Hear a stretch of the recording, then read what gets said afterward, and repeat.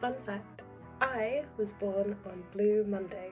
Blue Monday is the most depressing day of the calendar year. It's the day with the most suicide. The exact date isn't always the same, but it's always on a Monday. It's usually like the second or third Monday in January. It's a well-known phenomena and it even has a song. New Order, Blue Monday. It's this like 80s catchy synth tune. You've probably heard of it and just not known what it was called. And that's so catchy that it's enough to start cheering you up already.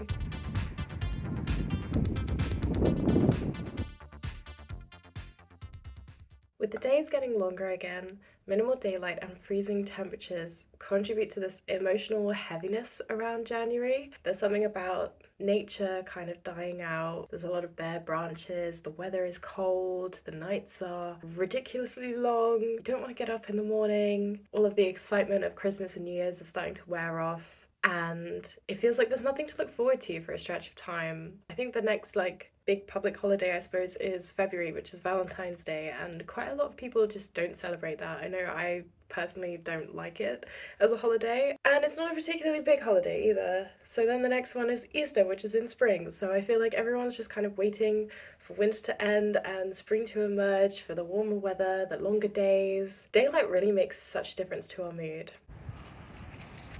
And today I wanted to talk about something that people don't really talk about, even online, very much, or at least not in the kind of media that I follow and I see. And that is that at this time of year, as nature's dwindling, thoughts of death kind of linger in the collective psyche. Do you guys ever think about dying? I don't know why I just said that. Christmas is a really difficult time for a lot of us, grieving, a lot of people who have lost people in their lives, because you have the same recurrent annual traditions again and again and again. It feels like this kind of time capsule, and it makes you remember all the Christmases that you've ever had, and some of those will be with people who aren't around anymore. And then comes New Year, and I hate New Year because to me, it's like a symbol of the endless march of time. I'm just a construct of human perception, an illusion created by... Time is moving forward, you're thinking about everything that's changed in your life over the past year. You think about the people you've lost, you think about the goals that you haven't achieved. Some people are capable of staying really positive and thinking like, yes, I've had a wonderful year, but I think marking the passing of time for me always prompts an existential crisis, especially when it's something like a whole year has passed, I'm a whole year older, what am I doing with my life? Make it stop! So I think it's really important that we acknowledge these uncomfortable and unhappy feelings. I wanted to come on here to talk openly about struggling with this and to normalize it, because I feel like a lot of young people, especially, you think about like older people talking about death and grief and the people that they miss, but I don't really see young people talking about grief in the same way. And I think it's really important to talk openly about what you find individually difficult with people around you who you trust and you feel comfortable around. Feeling sympathized with and feeling understood can go a long way in feeling really comforting and helping us to feel less alone. A couple years ago, I was struggling quite a lot with grief, and I felt really alone because I was at university and a lot of my friends had never been through the same type of grief. They maybe lost a pet or a distant grandparent when they were young, but most of my friends, thankfully, of course, I would never wish this on anyone, but a lot of my friends, they just couldn't understand how I was feeling, and I was so sick and tired of people just saying, I'm sorry. Like, thank you for your sorrow, but it doesn't bring them back and it doesn't help me feel any better. So I think trying to talk about it is really important. And if you don't feel like you have anyone around that you trust or that you feel comfortable talking to, or that you feel would respond to you in a comforting way, try writing it down. The second best thing is write it down, write a letter to someone, or write a letter to literally no one, out into the ether. Write in a diary or your notes app, or even just a random scrap of paper. It might sound completely pointless, but I find physically manifesting your thoughts and feelings into written word can produce this kind of cathartic feeling. You feel like it's not in your head anymore. It's real because I've written it down and it's become a physical being. I have a motto. If it's on paper, it's not in my head. And I think of this in the same way that I think of a to-do list. I'm thinking about all of these things, they're all in my head, I'm worrying about forgetting to do something, or I'm You know, before bed you have all these things like, oh, I need to do this, this, and this tomorrow. If I write it down, then I'm not thinking about it anymore. Whereas if I don't write it down, it's going round and round and round and it's keeping me up. So if it's on paper, it's not in your head. So we can stop thinking about things and just focus on getting them done. And I feel like the same kind of applies to emotions. I keep a diary. I would recommend that to everyone. You don't have to write in it every day. I've written a blog about like different journal styles to suit everyone.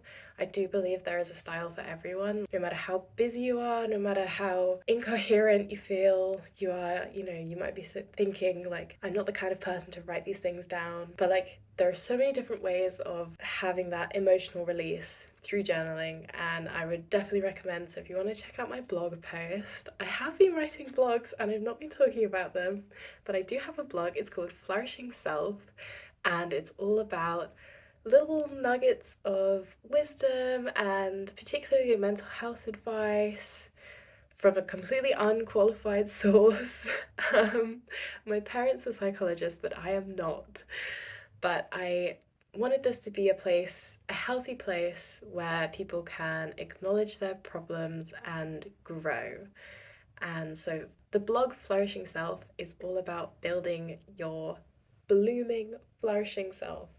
In my previous video, I talked about how I feel more like myself, and I really worked on myself through my like 90-day journey challenge.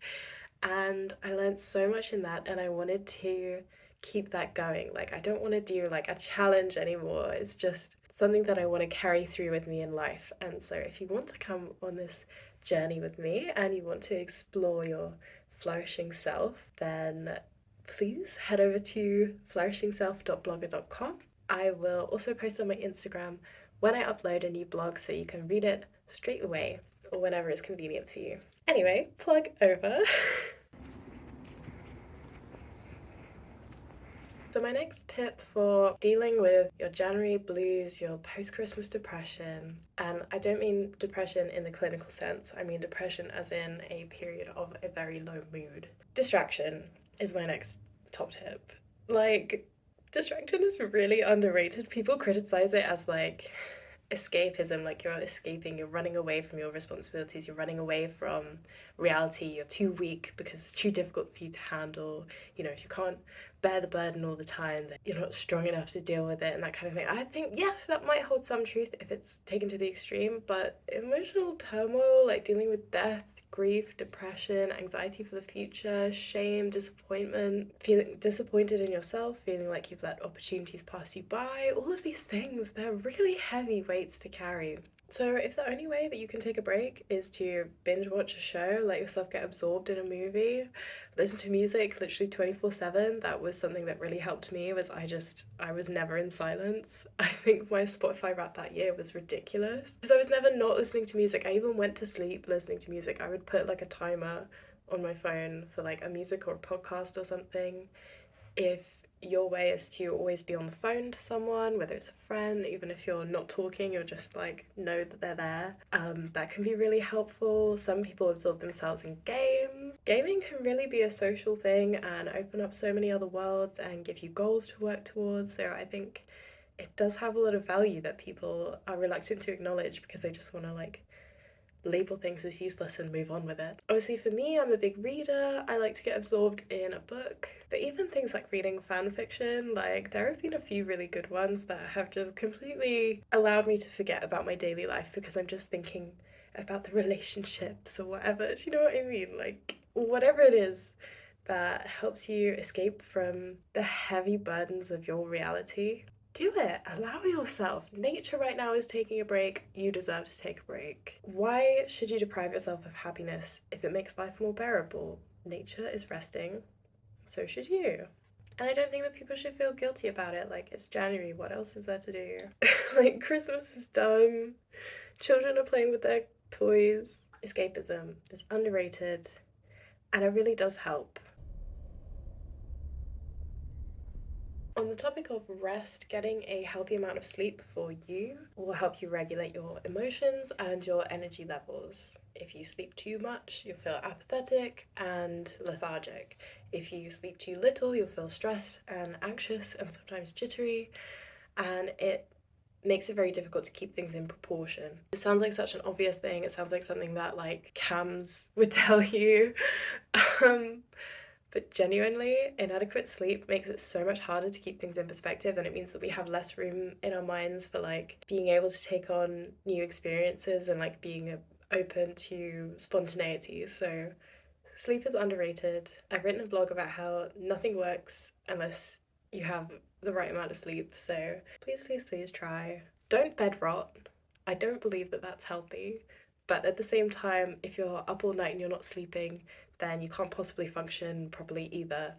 And sleep has such a massive impact on your brain and your emotional processing and your memory. So it's really important to take care of your brain by sleeping, making sure that you're getting enough rest. And because it's winter and the nights are long, I believe in wintering, which is the concept of the fact that nights are longer, animals are hibernating, food would be traditionally a bit more scarce, so we actually need a little bit more sleep in the winter than we do in the summer. But this isn't really scientifically proven, so you can make your own mind up about that. Getting out in nature also helps you to keep things in healthy perspective, to literally see the wood for the trees. Standing on top of a hill, looking out over the vast scenery, feeling small, feeling like your problems are small, feeling like you're part of something so much bigger than you, so much bigger than your lifespan, so much older than time. That for me is relaxing, and it helps to put things in perspective. It makes me feel calm and philosophical, and like I'm able to kind of put my own life in perspective. You know that picture of the little blue dot, which is like a picture of Earth from space, and we're literally like a speck of dust in the vastness of nothing? That is good for us to remember.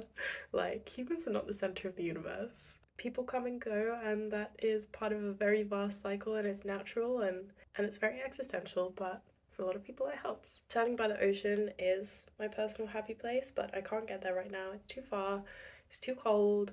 Even if you live in an urban environment like the city, getting out for 10 minutes of fresh air and daylight can really help your energy levels. It can give you a healthier circadian rhythm, lower cortisol levels, increased energy levels. This means better sleep, more brain power, less stress, and a healthier physical foundation, which is, you know what I'm gonna say, it's really important. It is so important to look after your physical baseline health. I don't mean like, you know, you have to be some muscle man, like working out all the time and like running ultra marathons and no, no, no, no. You don't have to be on any kind of special diet. I just mean the simple things like getting adequate sleep, drinking enough water, eating regularly, try and have one hot meal a day, things like brushing your teeth, not sitting down for too many hours in a row, getting some fresh air when the rain clears up, you know, taking a stroll for like 10 minutes, going to bed, having a shower. I think when days are dark and your energy levels are low and you're feeling really rubbish about life in the world, if all you manage to do is brush your teeth, like, yes, you go. You get a gold star. If it helps have a chart and put a sticker on it, do it. Don't feel like you have to go above and beyond just because it's January and everyone else is like on their hustle game. Like, I'm gonna go to the gym all the time and like I'm gonna go for a run every day. Like, you don't need to be doing that. Keeping like a regular, healthy baseline will really help your emotional well being because it gives you a really good foundation to work from, and it means that you're not having other problems to worry about. It means you're fueling your body, you're nourishing your body, you're giving your brain what it needs to function properly. You're not exacerbating your emotional difficulties. And at the end of the day, that's what I'm here to do. I'm not going to tell you that I can get rid of your January blues completely, because I think trying to pretend like you don't feel the way you feel is just compartmentalizing it and leaving it for later, and that's not healthy to not acknowledge it and to try and like force yourself to feel differently. Like I've been there. I have forced myself to be happy and it came back 10 times worse. So I'm not here to tell you that all of your sadness will go away, but it might get easier to bear. It might not get worse if you try and take care of yourself in simple ways, in small ways, in ways that the people who love you would want you to take care of yourself. And my final nugget of wisdom after all that, and this is probably the most important one, is to plan for the future. Make plans. When a person is really depressed, one of the key flags that professionals look for to evaluate somebody's safety is if they have future plans and goals, if you have ambitions. When people think and invest in their futures, they gain reasons to live. When plans manifest and goals are achieved, that contributes to your sense of self and it provides you with more reasons why you belong in this life and you belong right here, right now, where you are. And the future holds so much hope, so many possibilities that you just haven't even thought of yet. I mean, who thought that COVID would happen? Like, I know we could predict it, but like, did you personally think, oh yeah, next year my life is going to be like this? No. So many unexpected things can happen. And even death teaches us that. I've had some unexpected losses in my life, and it made me realize that you can't plan so concretely for the future, but you know what you can do? You can open yourself up to it. You can say, I'm going to embrace life right now because it's short. I have a limited number of time with the people left around me that I love, and I'm going to make the most of it. And life surprises us every single day. So, future holds so much hope and possibility, and this can be really overwhelming and intimidating and even frightening, but you are never alone and you are so much stronger than you know.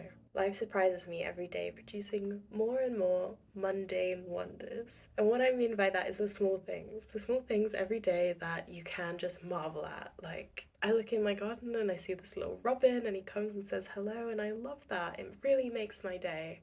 I have no idea why, it just makes you feel connected. Things like having a cup of tea in your favorite mug. Things like having your favorite snack. Today was an unexpectedly sunny day and it was beautiful. And yesterday was grey the whole day. So again, it shows you that life can surprise you in really good ways, as well as in the negative ways that you're dealing with. And don't forget that from now on, the days are getting longer. So day by day, the nights will get shorter, light will triumph over dark, and your burdens will feel less. Just keep going, take it one day at a time. Know that you are loved. Sorry that was a bit of a rambly one, but please let's start a conversation in the comments if you found this helpful, if you can relate, tell me your story if you feel comfortable. This is something I've been wanting to talk about for a little while, and I feel like January Blues is the perfect opportunity to open up a conversation about grief and trying to live with it. Right now, I'm lucky enough to have kind of come out the other side, but it's taken me years. Like, it's taken me a really long time to get to this really comfortable, healthy place where I can look back and be grateful for the moments that I spent with people. And I'm in a place where I've processed a lot of the things that were really difficult to process. But I know that not everyone is in the same place. So I'm here to let you know that it does get better and you will get through this. These people that you love, they love you too, and you'll never forget them. They'll always be with you in some capacity. Okay to be upset for a little while, and it's okay to be happy when you are happy. Embrace the happy moments and don't try and fight off the sad ones. Acknowledge and accept them and give yourself the time and space that you would anyone else. Thank you so much for watching, commenting, subscribing, liking, reading the blog, and supporting me in all the lovely ways that you do. And I will see you in the next one. Whenever that's gonna be. Bye!